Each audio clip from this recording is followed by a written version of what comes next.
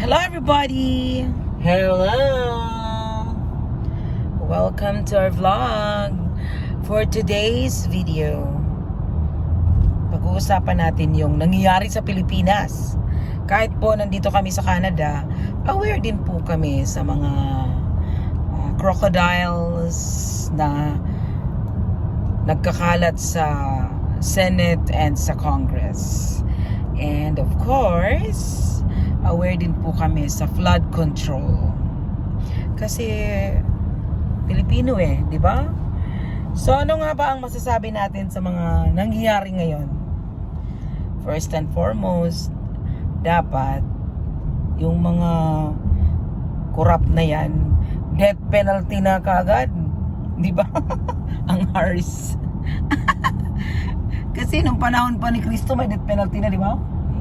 Dapat yung mga ganyan, gagawa na sila ng ang tawag doon sa Senate na death penalty na. Diyos ko, ano pa ba? Parang ano na namimihasa na sila. Kumbaga, lagi na lang ganyan. Kahit sino ang uupo. Ako, ano ko lang yun, suggestion ko lang yun. Or opinion ko lang yan. Pero, kidding aside, kailangan na rin natin i-hold yung mga ano nila as a Filipino citizen. Kayo dyan na nandyan, kailangan i-propose na yan, i-hold na yung mga assets ng mga involved sa corruption. Kasi sinisisi nyo lagi si Sara na wala namang kinalaman. Millions lang yung inaan nyo na sa confidential fund, pero billions pala yung nawawala sa flood control alone. Sabi nga ni Amy Marcos, hindi lang naman flood control ang merong budget, hindi lang naman DPWH, hindi lang nasisilip yung iba. Sana masilip, di ba? Katulad nung ating PhilHealth. Ngayon wala nang balita. So sana may kahinat na, hindi lang puro interview ang nangyayari sa Senate at saka sa Congress. Okay, congressman or contractor, ano po ba masasabi niyo? Hindi lang panagutin ng mga congressman na yan, kung hindi pati yung mga asset nila ibalik nila sa mamamayan. Kasi budget yan ng mga tao, hindi budget sa kanilang mga bulsa.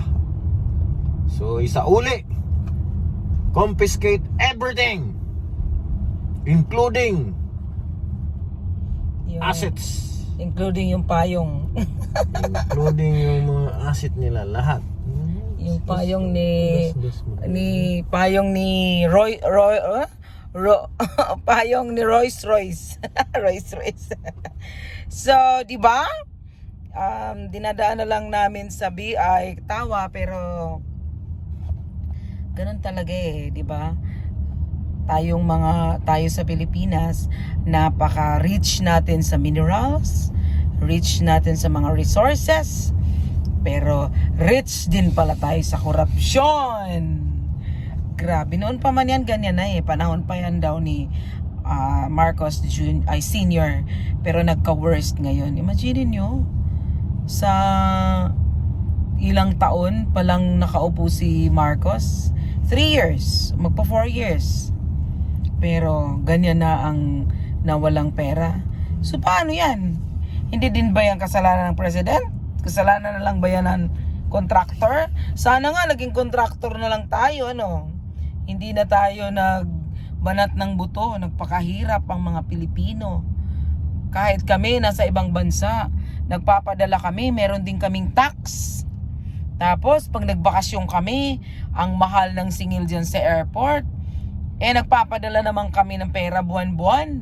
Kung tutuusin, pera ng OFW pa lang, trillion Kaya pala, mayaman talaga dapat ang Pilipinas, kaso iba lang ang yung mayaman yung mga nasangkot ngayon sa tawag doon, sa flood control. So paano na yan? Ilang linggo na nilang inaasikaso yan. Ano kaya ang kahihinat na ng flood control? What is that? Hearing. Kasi may flood control din sa Senate. Meron naman din sa Congress. So, which is which? Sino ba talaga ang totoong nagsasabi dyan? Pagdating kasi pag nasa Senate, iba yung mga testimony, iba yung revelations. Pagdating sa Congress, iba na naman. So ano ba talaga? Sino ba talaga ang dapat managot? Proven naman sa mga news? Kasi tayo nagbabase lang tayo sa news, hindi naman natin sila talaga kilala personally. Pero according to the news, quote and quote, na ang dami nila palang mga assets, ang dami pala nilang mga properties. Imagine mo yun sa isang public officials. Pagpalagay natin, sabi nga naalala ko si former President Digong, ang sahod nga lang ng presidente 100,000 lang eh, 150, let's say 120. Paano ka makakabili ng ganong mga properties and assets, di ba? Kung ganyan lang ang sahod mo, kung congressman ka lang, kung senador ka lang, di ba? We are not pinpointing anybody, pero hindi na yan new to our ears and new to our eyes. Nakikita natin sa news, naririnig natin na ganun talaga sila. So, ang akin lang mai-share is hindi lang tayo puro dakdak sa social media. Kami wala naman kami magagawa eh, 'di ba? Nandito kami, malayo kami, pero sana yung mga officials din, mga public officials natin na involved ngayon sa public hearing or din sa flood control hearing, dapat may action na sila. Katulad kahapon, in-announce pa na ipi-freeze yung asset. Dapat hindi ganoon. Dapat freeze agad. Ipi-freeze pa daw. Hindi nakapaghanda na si Juan de la Cruz na lipat yung niya. Kasi confident sila na ang bangko daw hindi daw din gagawa ng move kasi matatakot din daw. Kasi syempre, aanuhin sila sa Money Laundering Association ba yun or corporation? So, mananagot din daw sila doon. So, let's see kung ano yung ating